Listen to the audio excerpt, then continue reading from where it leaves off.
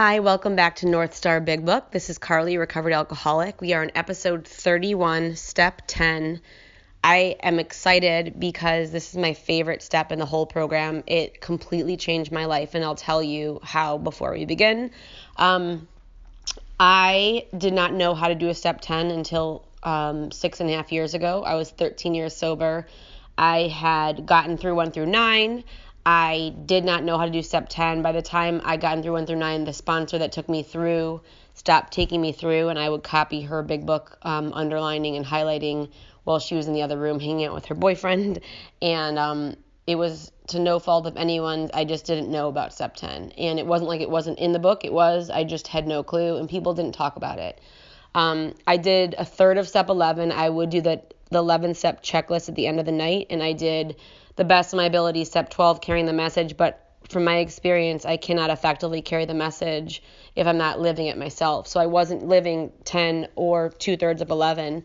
And I think just because I was helping other people through the book was the only reason I was able to stay sober. But every about year and a half, wherever I lived and whoever my sponsor was, I would say to them, I need you to listen to my 5th step because I have to do another 4th step because my hallway kept getting blocked off. Because I did not inventory ever during the day, and at the end of the night I didn't inventory, but I didn't do anything about it. So when I had asked one of my sponsors, Kevin, to lead for me in December 28th, 6 years ago, he came out and led at Northeast, which is this really big old meeting, and I was working with girls, but I didn't have a sponsor that was doing anything with me in the book, and she was just kind of like a name sponsor. And I didn't have anyone that was giving me anything or teaching me anything. I only listened to leads on recordings, and I was really hungry. And when he spoke, he hammered step 10, and it was like the top of my head, the top of my head blew off and opened up, and I could hear everything he said. And when it was over, I was just blown away, and I said to him, I want what you have. And I followed him around, and I made him sponsor me, and it took like a year and a half for him to admit that he would be my sponsor. But in that year and a half, he taught me how to 10-step. He also taught me how to sponsor with the 10-step, and it made all of my life better. Sponsoring, I didn't have to listen to girls for 40 minutes on the phone anymore. I would say, you need to do an inventory and send it to me. We would start with the feelings and look at the facts and then get to the solution, and it was amazing. I started doing that in my life, and my entire life changed. My entire sobriety changed. I have not made a decision in the last 6.5 years without doing step 10. Sometimes the decisions I made with doing step 10 ended up being ones that weren't right, but they were ones that I made through inventory, prayer, and meditation, and it's been a game changer for me. So we're on step 10, and I always talk about step 10 as like, if 4 through 9 are giving me the tools of how to inventory, how to share it with somebody in God, how to go to my higher power and get ready and be willing to let it go, how to ask to let it go, how to figure out if I owe an amends, and how to change something in step 9. And then the last part of step 10 is giving the gift away and going out and seeking somebody else.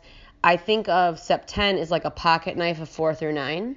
And I get to carry around the pocket knife with me all day long on my journey in life. And when I get angry or afraid, because those are really the only feelings I feel, I stop and I take out my pocket knife and I use my tools of inventory, sharing, praying, asking, figuring out what I need to change, and then changing it.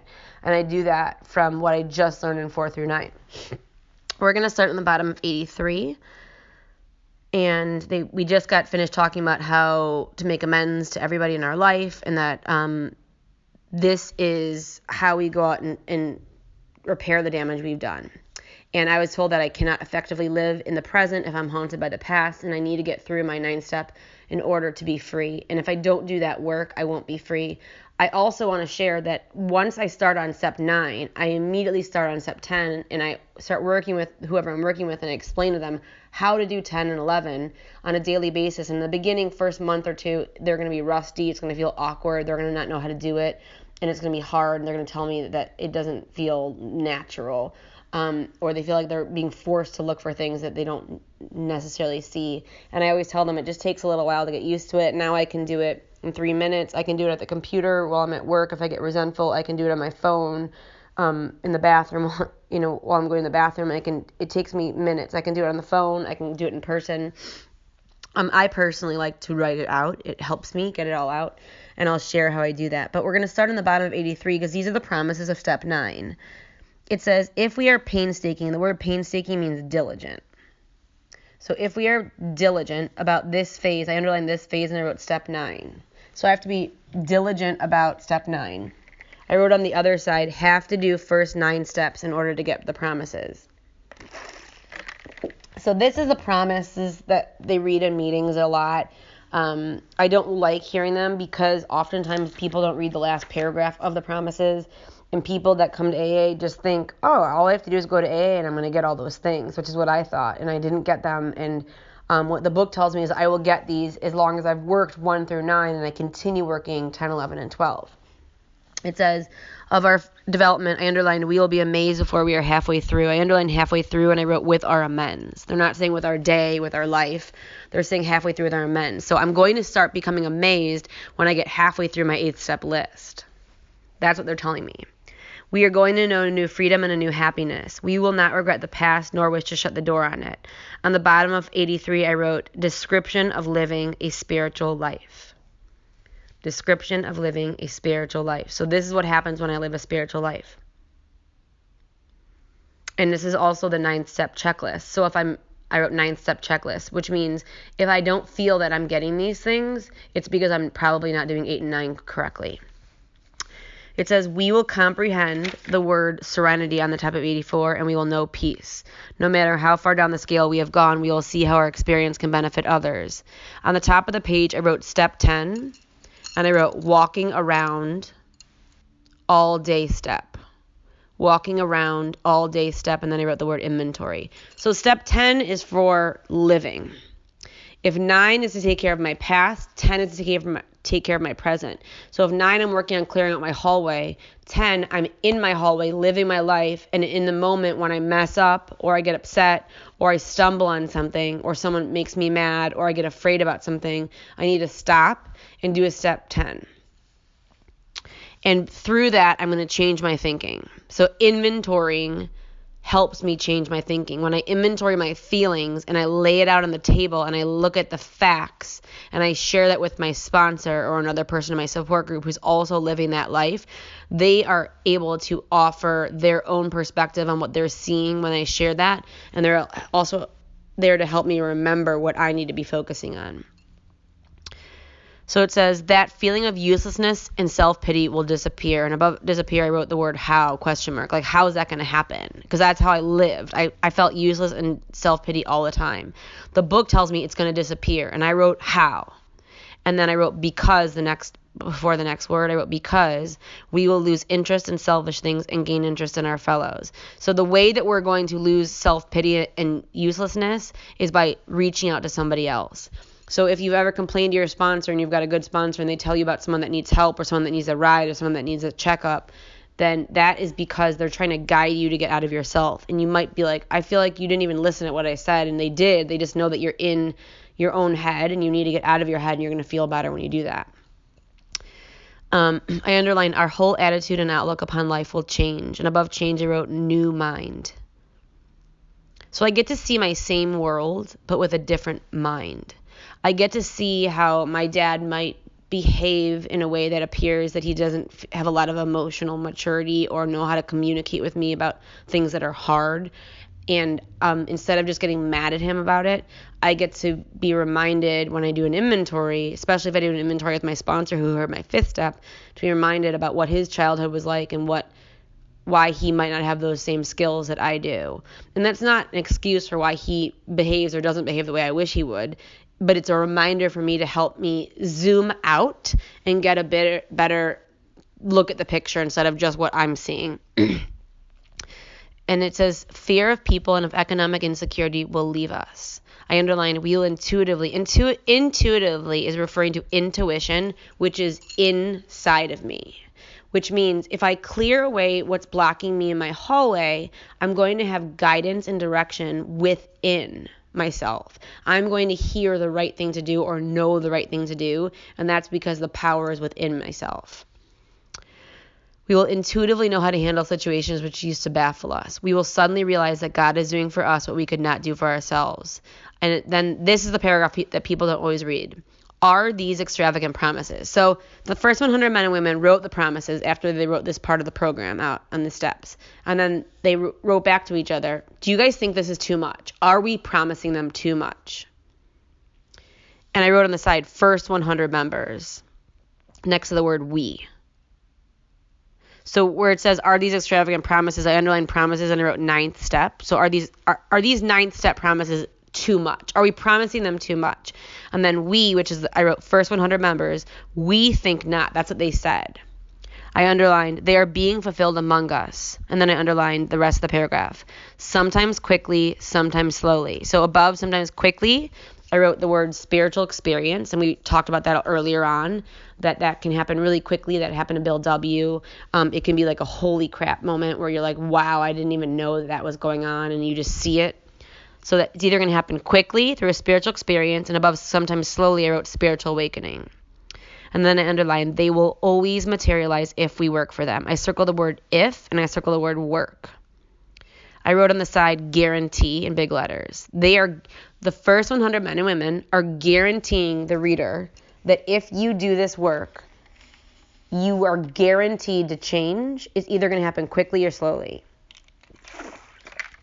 I also wrote on the side, I wrote a big letters, if. I wrote that big, if. And then I wrote continue to take inventory. So they're only going to materialize as long as I continue to take inventory. So the promises started to come true for me, but then I didn't continue to take inventory, and then I started to feel stale, like stagnant water, and that's when I would always go to the inventory, back to the fourth step, because I knew the solution was inventorying, but I didn't even know about the daily solution of daily inventorying. And so when my water got stagnant and my hallway got stuck and stuffy and yucky, I knew I needed to clean it out, but I never knew that the solution was to daily clean it out.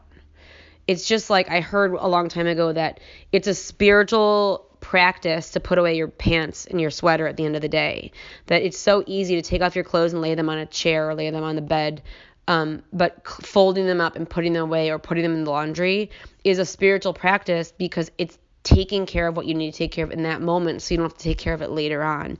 And that's what the whole 10 step is about.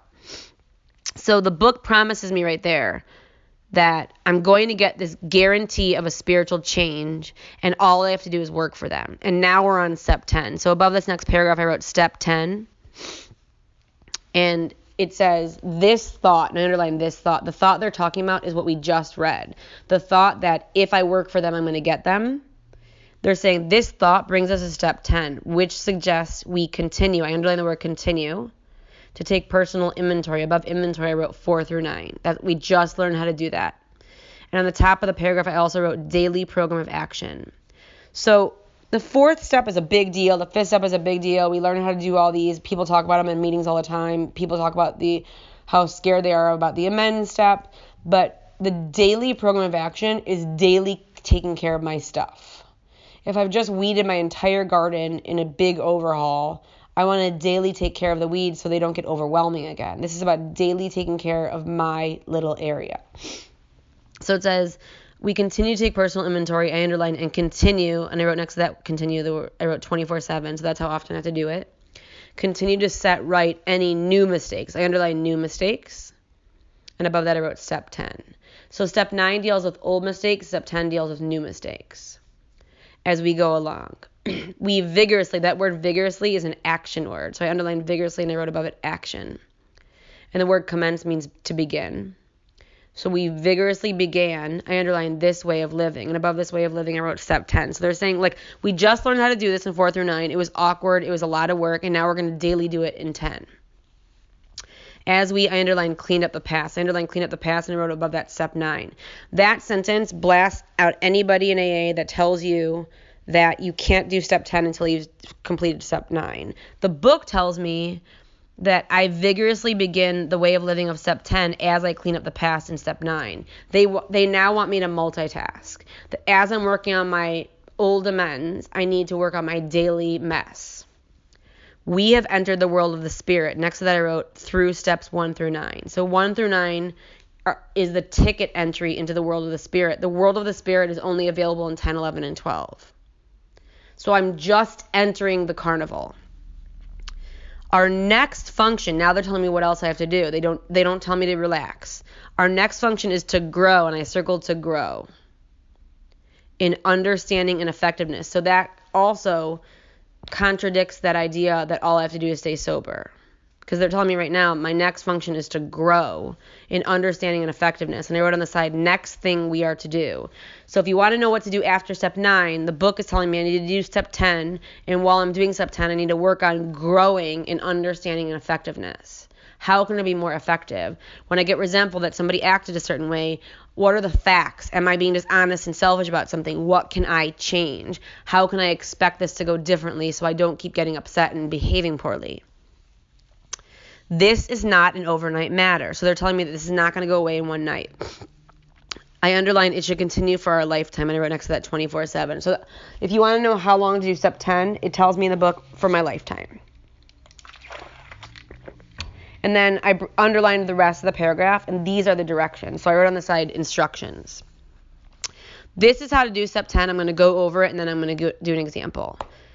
So I underlined continue to watch. And above continue to watch, I wrote step 4. That's where we learned how to continue to watch. For selfishness, dishonesty, resentment, and fear. So that's where we look for those in step 4. I circled the word when because it doesn't say that every single time I'm going to get resentful, selfish, dishonest, or afraid, I'm going to cause harm, okay?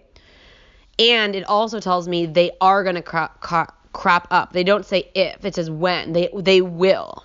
When these crop up, I circled we ask God. It doesn't say my sponsor. It says God. We ask God at once to remove them. And above at once to remove them, I wrote 6 and 7. So 4 is where I inventory what's in my way, the resentment, the fear, the dishonesty, the selfishness. 6 and 7, I ask God to remove them. And remember, I have to be willing to do that. So I picture myself in my hallway, and I picture whatever I'm upset about in the middle of my hallway, and I ask God to help me let it go. It says, we discuss them with someone. Above someone, I wrote step 5. It doesn't say we discuss them with ourselves. We discuss them with someone immediately. It doesn't say tomorrow or next week or next year or in a month. We discuss them with someone immediately. That's step 5. And make amends quickly. And I circled the word if we harmed anyone. Above harmed anyone, I wrote 8 and 9. So they're not even promising me that I'm going to harm everyone every single time that I get upset. Because sometimes I'm going to do this 10th step before I even cause harm. Then we resolutely, the word resolutely means marked by firm determination. Marked by firm determination. So we resolutely turn our thoughts to someone we can help. And I wrote next to that, pointing towards step 12. This is pointing me towards step 12. Because they know that if I only look inward and I don't seek outward to help somebody else, that I'm going to just go right back to inward.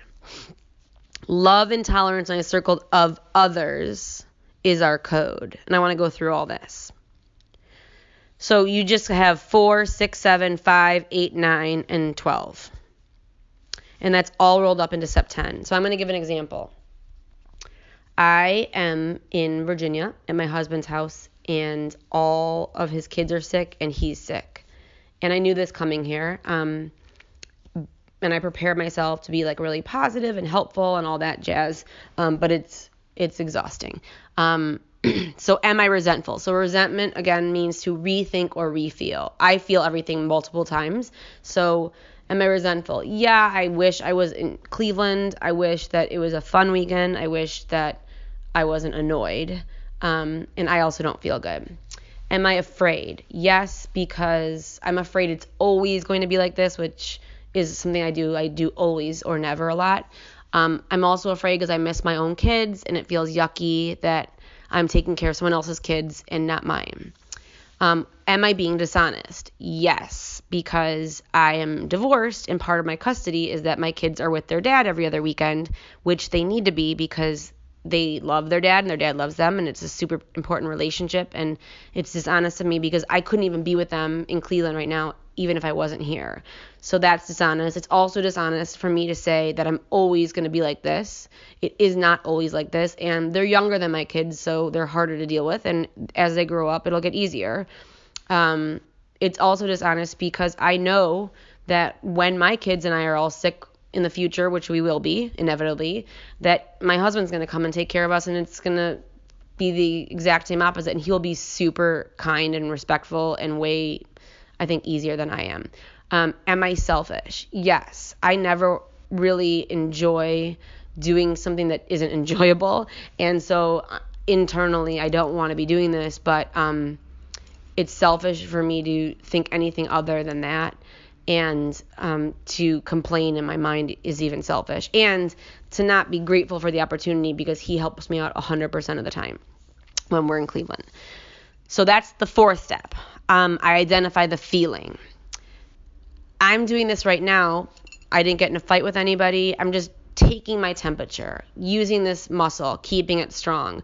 I call it a 10-step check-in. So I will do a 10-step when I get upset or afraid. That's easy to spot. I'm angry, I'm afraid, I can do a 10-step, or I can't stop thinking about something. I can do it in the moment immediately. I also do a 10-step if there's nothing that's going on, but I do one every single day called a 10-step check-in if I have nothing going on to keep that muscle strong so I'm really good at it. So by the time I do need to use it, I can use it. I already had to do one earlier today because I was upset about something. So I'm doing this before I've caused any harm. I'm going to take a moment and breathe. I'm going to picture my hallway that I work really, really hard to make beautiful and clean and organized. And in my hallway is my husband who's miserable and sick, and his kids who are the same, and me who has this opportunity to be of service, and my kids who are in Cleveland. And I'm going to say to my higher power, can you take them all out of the hallway so I can hear your voice, not mine or theirs? And I take a moment and I really picture that. That's 6 and 7. I want to change. 8 and 9 is about amends. Do I owe an amends? So I write the word amends. In this moment, I have not caused anybody harm, so I do not owe anybody a direct amends, but amends also means to repair damage done or to change. And there is always something within myself I'm capable of changing since I'm the only person who can change. And one of my sponsors uses this acronym called BEAP, B-E-A-P. It's not spelled like beep the horn, but it stands for breath, breathe, expectations, attitude, and perspective. So I'll go through that. So I'm going to change my breathing. I'm going to breathe, which I often forget to do. And then I'm going to change my expectations, and I write the letter E. How can I change my expectations? I'm going to expect the rest of the night is going to go pretty much the same way it went all day yesterday and today, and everyone's going to be yucky, and my husband's going to be cranky and tired and whiny, and it's not going to be a fun, wild evening. I'm also going to expect that tomorrow is going to be similar, and it's just going to be a weekend where I get to show up. My attitude, which is A, how can I change my attitude based on the facts of what I can expect? My attitude is I want to make my partner feel like he has a real partner so he can stop apologizing to me for how yucky things are, and so I can just hug him and love him and be there for him, and that I'm creating memories and love in the bank with my stepchildren so they know that I'm there for them. And P is my perspective. My perspective is, how can I change my perspective? Well, one, like I already said, I know for sure my husband would do the same for me when my kids are sick and I'm sick. And he's going to be with me next weekend when I'm going to get surgery. And he's going to come in and help take care of me, which I've never had a partner in my life do that, which is amazing. But the other perspective I have is one of his really good friends just found out last week that he has a pretty serious cancer. And I read his writing about it. And I think to myself, he would do anything for this weekend. If this was his problem, he would pay all the money he had in the bank for this problem. So that gives me real perspective. And the last part of step 10 is others. When I'm done doing the 10 step, I'm going to call who just called me. That's why I was like pausing. I'm going to call that person back and check in with them. And then I'm going to go downstairs and be nice to everybody and make sure I can make this day good. So that's a step 10. It took me 3-4 minutes at the most to explain that to you. It takes me less to to type it out on the computer or send it in a message. So that's how I do step 10. And then it changes me, and it kind of like, I'm like going the wrong way on the freeway, and it like makes me pause and like recalculate. You know how like Surrey says rerouting when you turn the wrong way, and then it gets me back on the right track. The bottom paragraph is a 10th step promises. So I wrote on the bottom 10-step promises, and I also wrote that on the top of 85. And we have ceased, which means stopped, fighting anything or anyone, even alcohol.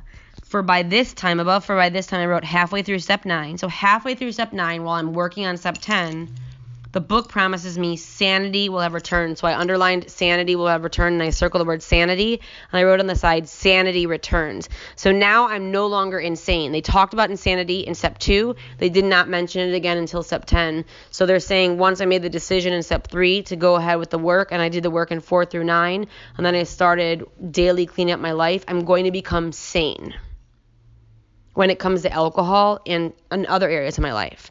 We will seldom be interested in liquor. If tempted, we recoil from it as from a hot flame. On the bottom of that, I wrote, psychic change has happened. Psychic change has happened, which means when I'm tempted, or if I'm tempted of alcohol, if my next thought isn't, oh my God, I could never, it would ruin everything and I would lose everything, but my next thought is, oh, I wish I could, then that means that the psychic change has not happened, and I probably am still blocked off, and I need to go do some more work. It says, we, on the top of 85, react sanely, and I circled that sanely again, and I wrote on the side, given sanity by step 10. On the top of 85, I have 10-step promises written down. I wrote perspective on life changes. Perspective on life changes. One of the most beautiful parts of this program is, for me, the ability to get perspective, to always look for the gift. One of my favorite people in AA, Ro Eugene, who died sober, she said, you must find the gift in every situation, even the hard ones. Find one gift. And it really does change everything when I look for the gifts. Because I don't believe God gives me hard situations, but I believe God gives me support that I need and everything I need to get through them, and I need to find the gifts. And step 10 is about cleaning up the wreckage of my present. It says, sanely and normally, and we will find that this has happened automatically. We will see, and above this I wrote through working 1 through 9. So above the sentence I wrote through working 1 through 9. We will see that our new attitude toward liquor, and above liquor I wrote and life, has been given us without any thought or effort on our part. It just comes. So while I'm busy working on the solution, God's going to help me change my attitude. That is the miracle of it. I circled and underlined, we are not fighting it. They're reminding me here again, I don't need to fight anymore. If I'm fighting somebody in my life, I need to just stop talking and stop yelling and stop arguing and stop being defensive, because the book tells me that I don't have to fight anybody anymore. Neither are we avoiding temptation. We feel as though we have been placed in a position of neutrality, and I circled safe and protected. And I wrote on the side, daily program of action. We have not even sworn off. Instead, the problem has been removed, and above been removed, I wrote through the steps. It does not exist for us. We are neither cocky nor are we afraid. That is our experience. I underlined, that is how we react, so long as we keep in fit spiritual condition. And I put a star next to that sentence. And I wrote the word if above that. Now they went from the 10-step promises to the 10-step warning. So above the next paragraph, I wrote 10-step warning. It is easy. This is the first 100 men and women. It is easy to let up on the spiritual program of action. I underlined spiritual program of action, and I wrote 10, 11, and 12. That is a spiritual program of action. They're telling me it's easy to stop doing 10, 11, and 12 and rest on our laurels. Laurels is our past successes. It's easy to rest on the things we did in the past and not have to worry about daily spiritual work. I underlined, we are headed for trouble if we do, for alcohol is a subtle foe. And above the word alcohol, I wrote alcoholism. Same thing. Alcoholism is a subtle foe. We are not cured of alcoholism. I underlined, what we really have is a daily reprieve contingent on the maintenance of our spiritual condition. And I highlighted that word daily. And I wrote above it, I wrote freedom. I underlined, every day is a day when we must carry the vision. Above, I underlined the vision, and I wrote next to that, of being spiritually fit. of God's will into all our activities. How can I best serve thee? Above that, I underlined, how can I best serve thee? And I wrote part of step 11. So we're going to start asking that in our step 11. How can I serve you, God? Thy will, not mine, be done. These are thoughts which must go with us constantly. I underline that word constantly. So it's not once a month. We can exercise our willpower. I underlined our willpower and I circled that. And I wrote power of our mind. And I wrote, get will back. So now they're telling me I can use my mind. They're saying I'm sane and I can use my mind today. As long as my mind is aligned with God's mind. So I pray and I ask God, help me see what you want for me. Along this line, all we wish, it is a proper use of the will. And we're going to stop right here. I just wanted to say one more thing, and then next week we'll start on 85. I wrote on the side, life and death, next to step 10 warning. And I wrote mental obsession will stay removed contingent on staying spiritually fit. The mental obsession will stay removed contingent on staying spiritually fit. My electricity will turn on contingent I pay my bill. It's black and white. If I work on 10, 11, and 12, I will not have the mental obsession. If I do not work on 10, 11, and 12, I will believe the lie. The mental obsession will come back, and I'll pick up a drink, and I'll die. We're going to stop right there. This is my favorite step. I'm so excited that you guys are studying it with me, and I hope you have an amazing week. It's up to you.